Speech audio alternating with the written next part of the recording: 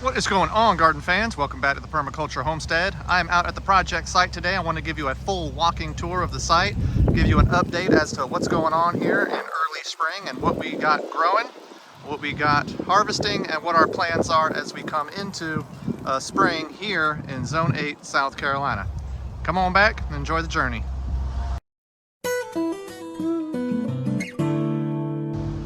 So starting out here at the bottom of the hill, where we got our veggie garden.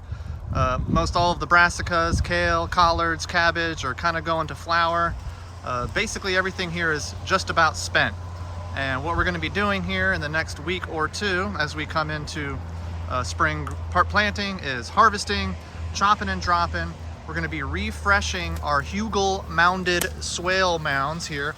And what we basically have is wood core planting beds that really absorb the water. Now we've had a whole bunch of rain here over the past couple days, so you can see how moist this is.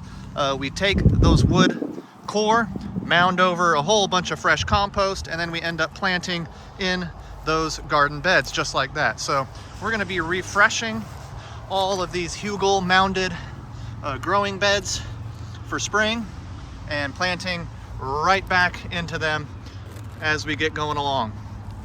Just some quick statistics for all the newcomers. If you hadn't been here yet, we are located in Zone 8, South Carolina.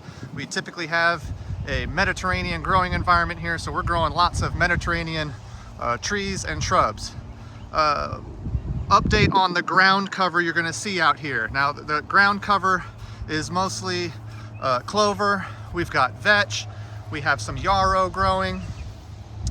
We have things like ryegrass growing out here, and then just your normal annual weeds are growing. And this is a very, very thick and dense biomass accumulation here right now of green material. And what we're going to do here in the next month or so is chop and drop all of this green material here. We're going to chop it, we're going to drop it, we're going to mound it up around most of the trees, and then what we're going to do is cover this whole area with wood chips. And we've got piles of wood chips that we're building up. I'll show you those as we get to the top of the hill.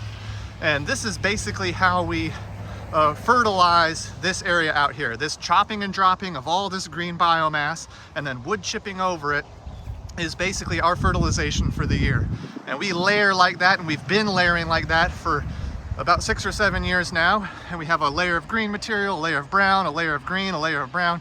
And ultimately what we're doing out here is composting on site. So we have developed a great biomass from these years and years of chopping and dropping and then laying down wood chips. What we've got now is this great thick black soil all the way down to hard pan, basically.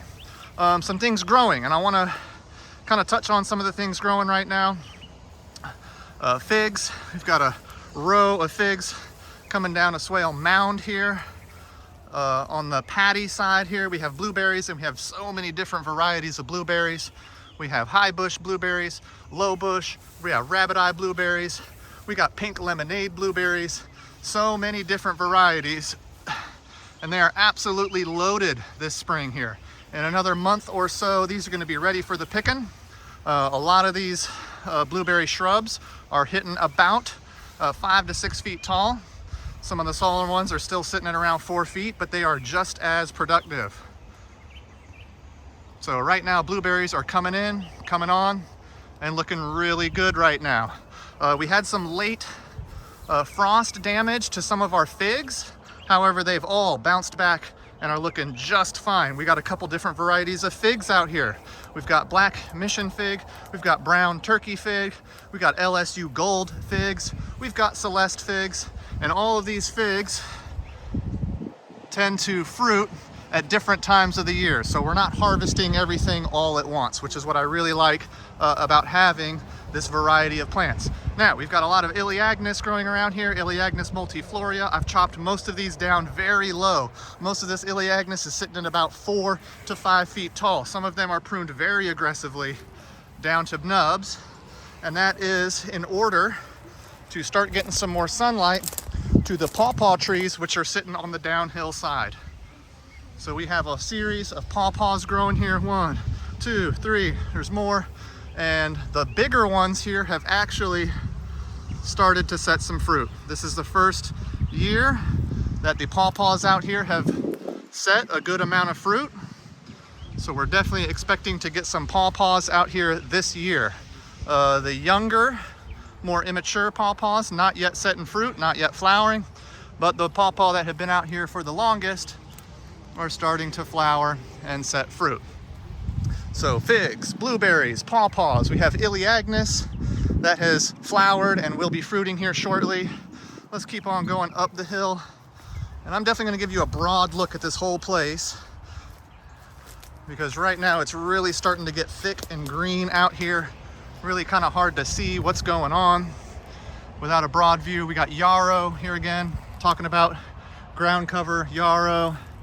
Here's the mammoth red clover. We've got vetch coming up, and there's ryegrass as well. We have two Chickasaw plum trees here.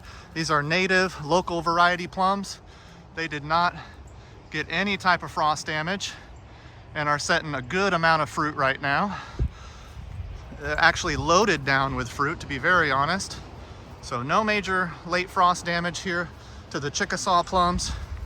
So I come through, more Chickasaw plums here. So it looks like we're gonna get a pretty good plum harvest as long as it continues to stay warm here. As I come through up into our next swale patty and mound, I wanna give you a broad look at everything here. We have some pineapple guava, flanked by a cherry tree and a series of jujube that are growing and leafing out right now. Nothing flowering yet on that front. The cherry tree, let me see if I can find some. This was the first year that our cherry tree actually set some fruit. So this cherry tree has been in the ground since we started the project, and this is the first year. This is a mini royal. We also have a Lee cherry tree out here, and we apparently got enough chilling hours here in Zone 8, South Carolina. It was a cold winter that stimulated this tree to go ahead and set fruit. So this is the first year we've got cherries on the tree. I'm really excited to see how those continue to progress as we go along. This is a pomegranate leafing out, looking good. Let me come up to our top swale patty. We got two hazelnuts, large hazelnuts. These guys are pushing about 8-9 feet right now. We have another batch of hazelnuts right over here, smaller but getting bigger year over year. Another pomegranate. Here is our integrated pest management, of course. Barred rock chicken. We got a bunch of chickens that roam through the food forest here, and they are doing a great job with pest control. This is just part of our integrated pest management. They love it out here. They feel safe in the thick canopy. As I get under, you can kind of see how thick this canopy is. And once again, in the next month or so, we're going to be mowing and chopping and dropping all this green biomass and wood chipping over everything. So it's going to have a kind of clean, sterile look as we come into late spring and into early summer. Anything else fruiting right now that I should show you? Persimmon. We have two persimmon on site. Two Fuyu persimmon, Japanese persimmon. They're looking pretty good. Mulberries. Looking good, setting fruit. And we have a couple different variety of mulberry out here. We have a black mulberry. We have a Pakistani mulberry. Here's another one of those Elaeagnus multifloria that is flowering. This will set fruit. I love that this is our nitrogen fixing shrub. It's planted right next to most of our trees.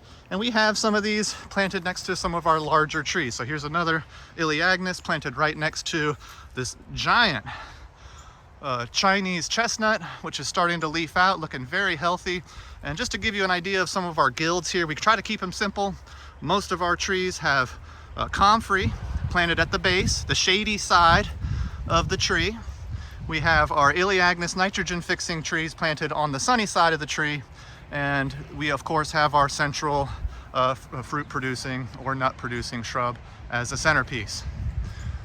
Let me look down here and give you another look at kind of the canopy here overhead.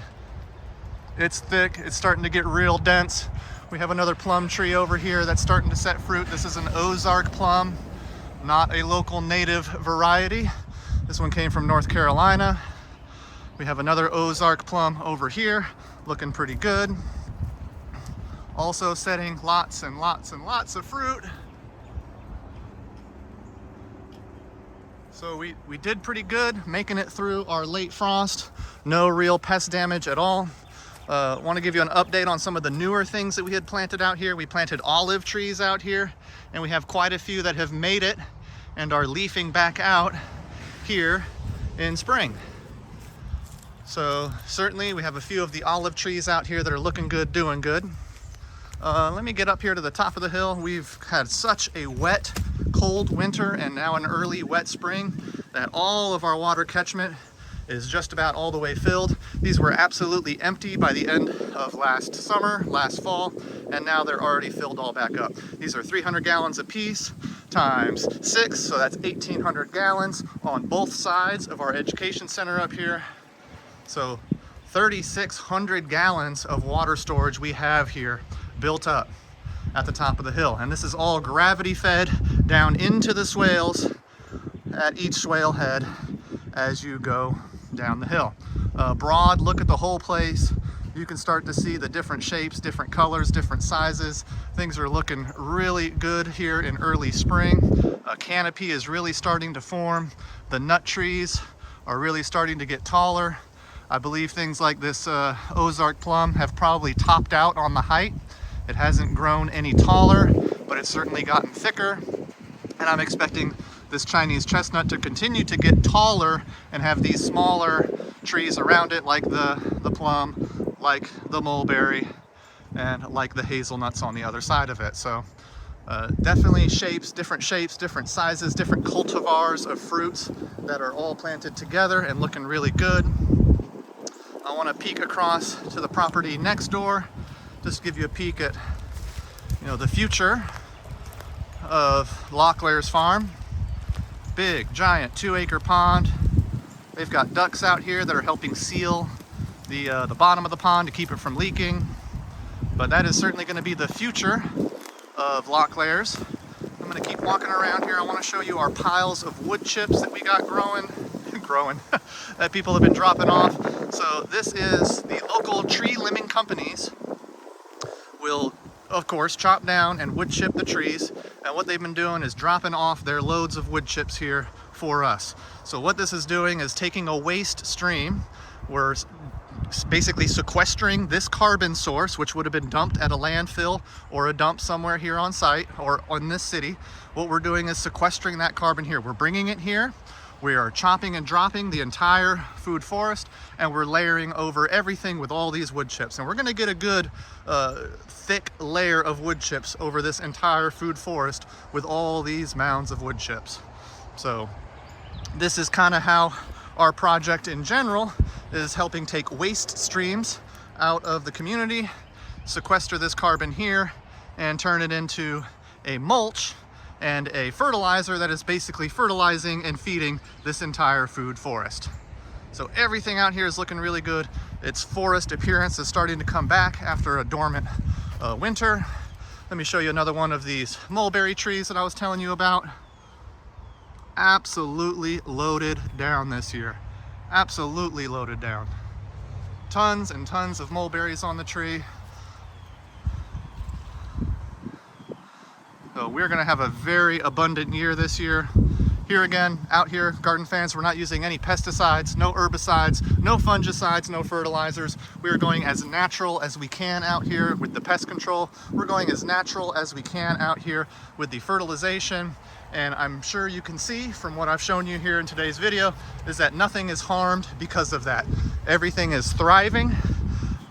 We chose the plants that we chose out here because of our conditions, because of the environment, because of the soil conditions. Everything was planned. And after about 6 years being here, things are looking really, really good. So I want to appreciate y'all for stopping by and watching this long-winded video. I wanted to give you a longer format because obviously I'm not doing as many updates this year with a baby on the way. I appreciate y'all watching. If you have any questions or comments about anything going on here, just ask. I try to answer every question the day I post a video. As always, please like, share, and subscribe. That's what really helps us out. We appreciate y'all. God bless.